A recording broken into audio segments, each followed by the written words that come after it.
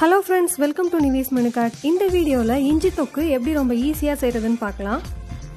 பொதுவா பண்டிகை காலங்கள்ல நம்ம நிறைய எண்ணெய் பலகாரங்கள் எல்லாம் சாப்பிடுவோம். அதனால நமக்கு செரிமானம் ஆகாத மாதிரி அந்த நாள் ஃபுல்லா கொஞ்சம் மந்தமா இருக்கிற மாதிரியே இருக்கும். அதனால இந்த இஞ்சி தொக்கு கொஞ்சமா சாப்பாட்டோட சேர்த்து சாப்பிட்டு பாருங்க.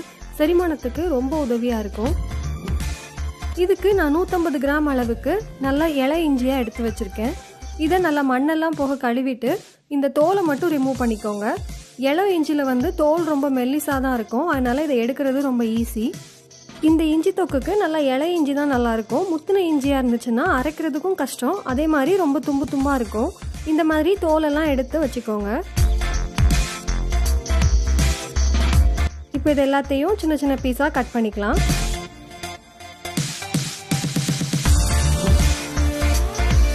கட் பண்ண இஞ்சியெல்லாம் தண்ணி எதுவும் ஊற்றாமல் அரைச்சி வச்சுக்கோங்க. நல்லா மைய அரைக்கணும்னு அவசியம் இல்லை, இந்த மாதிரி கொஞ்சம் கொரகொரப்பாக இருந்ததுன்னா நல்லாயிருக்கும். அடுத்து இந்த தொக்கு செய்கிறதுக்கு 4-5 டேபிள் ஸ்பூன் அளவுக்கு எண்ணெய் ஊற்றிக்கோங்க. இதுக்கு எண்ணெய் நிறையா ஊற்றிக்கிட்டிங்கன்னா தொக்கு ரொம்ப நாள் கெட்டு போகாமல் இருக்கும்.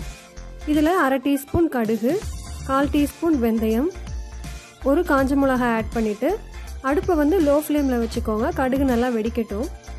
ஏன்னா ஹை ஃப்ளேமில் இருந்துச்சுன்னா வெந்தயம் கருகிடும், அது கசப்பு தன்மை கொடுக்கும். இப்போ கடுகெல்லாம் நல்லா வெடிச்சிடுச்சு. இது கூட 1/4 டீஸ்பூனில் பாதி அளவுக்கு பெருங்காய பொடி, 1/4 டீஸ்பூன் மஞ்சள் பொடி, 3 டீஸ்பூன் தனி மிளகாய் தூள் ஆட் பண்ணுறேன். உங்கள் காரத்துக்கு ஏற்ற மாதிரி இதை கூட்டி குறைச்சிக்கோங்க. இப்போ அடுப்பை லோ ஃப்ளேமில் வச்சுட்டு இந்த மசாலா எல்லாத்தையும் நல்லா மிக்ஸ் பண்ணி விட்டுக்கோங்க. இப்போ இது கூட அரைச்சி வச்சிருக்கிற அந்த இஞ்சி விழுது ஆட் பண்ணிக்கலாம்.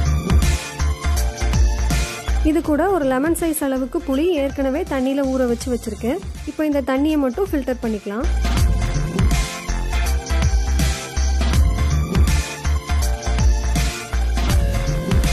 இப்போ இது எல்லாத்தையும் நல்லா மிக்ஸ் பண்ணி விட்டுட்டு அடுப்பை லோ ஃப்ளேமில் வச்சுட்டு இந்த தொக்கு ஒரு 5லேருந்து ஒரு 10 நிமிஷத்துக்கு நல்லா கிண்டி விட்டுக்கோங்க. எண்ணெய் எல்லாம் நல்லா பிரிஞ்சு வர ஆரம்பிக்கணும், அது வரைக்கும் இதை லோ ஃப்ளேமில் வச்சு கிண்டிக்கோங்க.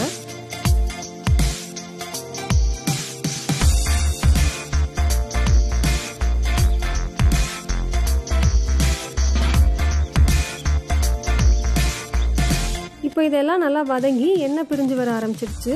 இந்த ஸ்டேஜில் இதுக்கு தேவையான அளவுக்கு உப்பு, அதுக்கப்புறம் இந்த காரம், உப்பு, புளிப்பு இதெல்லாம் பேலன்ஸ் பண்ணுறதுக்கு 1/2 டீஸ்பூன் வெல்லம் ஆட் பண்ணிவிட்டு இதை இன்னும் ஒரு 5 நிமிஷம் மட்டும் கிண்டி விட்டுக்கோங்க. இதில் சேர்த்துருக்கிற உப்பெல்லாம் நல்லா கரைஞ்சி இது நல்லா ரெடி ஆகிடுச்சு. இப்போ அடுப்பை ஆஃப் பண்ணிடலாம்.